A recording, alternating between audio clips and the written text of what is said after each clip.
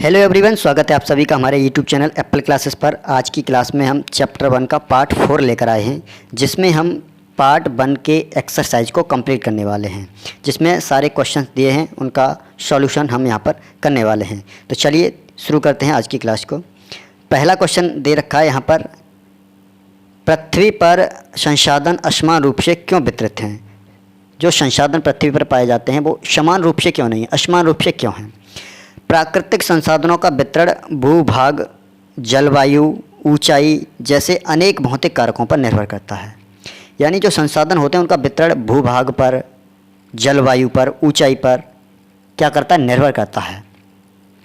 पृथ्वी पर इन कारकों में भिन्नता होने के कारण खनिज संसाधनों में असमान वितरण है।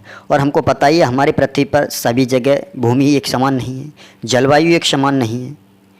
तो क्या है, उन सभी के कारण जो खनिज संसाधन है उनका वितरण भी भिन्न है। अगला क्वेश्चन चलते हैं। अगला क्वेश्चन है, संसाधन संरक्षण क्या है? तो आंसर है इसका, संसाधनों का सावधानीपूर्वक उपयोग करना, उन्हें बचाना और उन्हें नवीनीकरण के लिए समय देना संसाधन संरक्षण कहलाता है। संसाधन जितने भी हैं जिनको हम अपने जीवन में प्रयोग करते हैं उनको हमें सावधानीपूर्वक उपयोग करना चाहिए, उन्हें बचा के रखना चाहिए और नवीनीकरण के लिए हमें उनको समय देना चाहिए। ये सब करना ही क्या कहलाता है, संसाधन संरक्षण कहलाता है। चलिए नेक्स्ट क्वेश्चन देखते हैं। नेक्स्ट क्वेश्चन है हमारा, मानव संसाधन महत्वपूर्ण क्यों है? मानव संसाधन इतना महत्वपूर्ण क्यों है?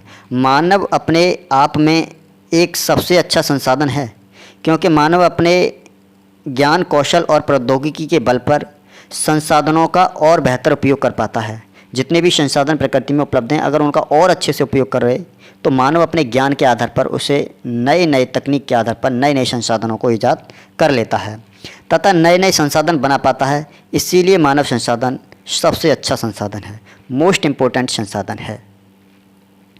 नेक्स्ट क्वेश्चन देखते हैं अब। नेक्स्ट क्वेश्चन है हमारा 4, सतत पोषणीय विकास क्या है?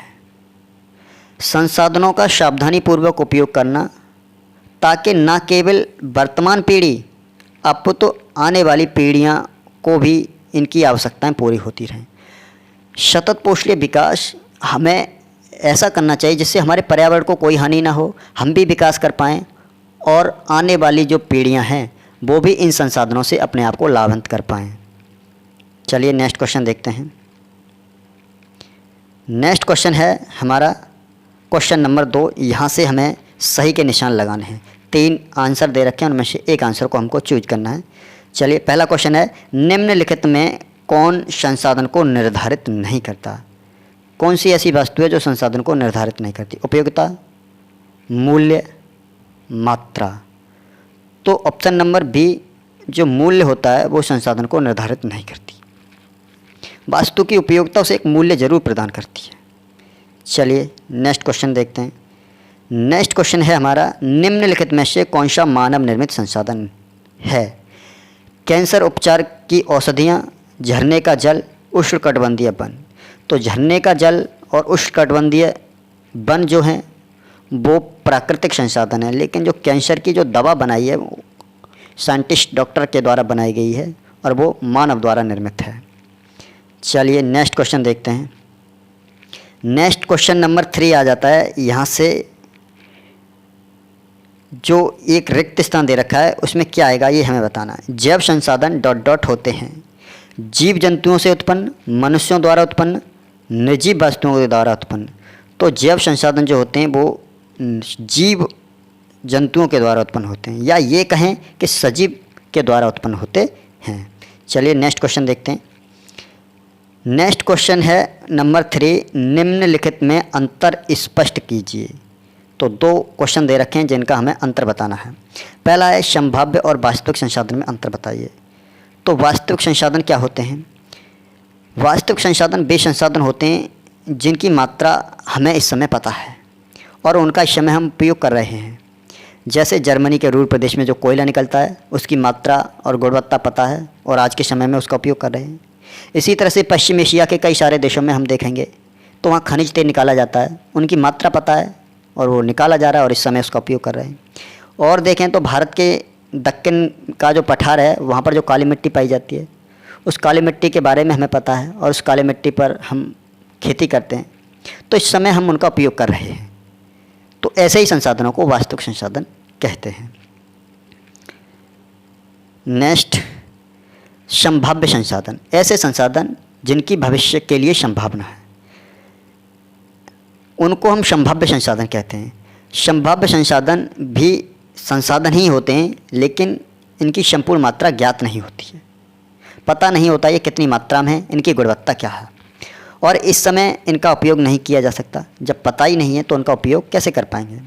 इन संसाधनों का उपयोग भविष्य में किया जा सकता है। अरे आज ही तो नहीं पता, हो सकता है हमारे पास ज्ञान टेक्नोलॉजी आए नई नई, तो जो हमारा आज पता नहीं था उसके बारे में और ज़्यादा पता चल जाएगा। इस समय हमारे पास प्रौद्योगिकी का जो इस तरह संभवतः इन संसाधनों को आसानी से प्रयोग के लिए पर्याप्त रूप से उन्नत नहीं है। हमारे पास जो टेक्नोलॉजी है वो अभी पर्याप्त नहीं है कि हम जो संभाव्य संसाधन हैं आज के समय में उनको हम वास्तविक संसाधन में बना लें। लेकिन धीरे धीरे जब हमारे पास टेक्नोलॉजी आ जाएगी तो हम इन संसाधनों को वास्तविक संसाधन में कन्वर्ट कर लेंगे। जैसे लद्दाख में पाया गया यूरेनियम संभाव्य संसाधन का उदाहरण है, जिसका उपयोग भविष्य में किया जा सकता है। आने वाले समय में हम वहाँ से यूरेनियम का खनन कर सकते हैं जब हमारे पास नई नई तकनीक आ जाएगी। आगे है सर्वव्यापक और स्थानिक। सर्वव्यापक संसाधन क्या होते हैं? सर्वव्यापक संसाधन वे संसाधन होते हैं जो सभी जगह उपलब्ध होते हैं। पृथ्वी पर कहीं भी चले जाइए आपको वे संसाधन मिल ही जाएंगे। जैसे सूर्य का प्रकाश और वायु आपको हर जगह उपलब्ध हो जाएगी। ऐसे संसाधनों को हम सर्वव्यापी संसाधन कहते हैं। आगे है अगला पॉइंट, स्थानिक संसाधन। स्थानिक संसाधन वे संसाधन होते हैं जो किसी स्थान विशेष पर पाए जाते हैं, जिन्हें हम स्थानिक संसाधन कहते हैं।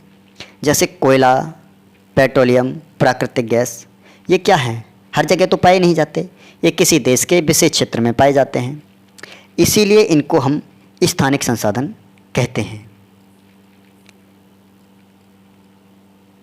आई होप कि आपको क्लास काफ़ी अच्छी लगी होगी। ये एक्सरसाइज आपके लिए काफ़ी हेल्पफुल साबित हो सकती है। इसी तरह के नवीनतम अपडेट पाने के लिए आप हमारे चैनल एप्पल क्लासेस को सब्सक्राइब कर सकते हैं। बेल के आइकन को प्रेस कर लीजिए जिससे कि हमारी इसी तरह की वीडियो आपको मिलती रहें। सो थैंक यू, धन्यवाद।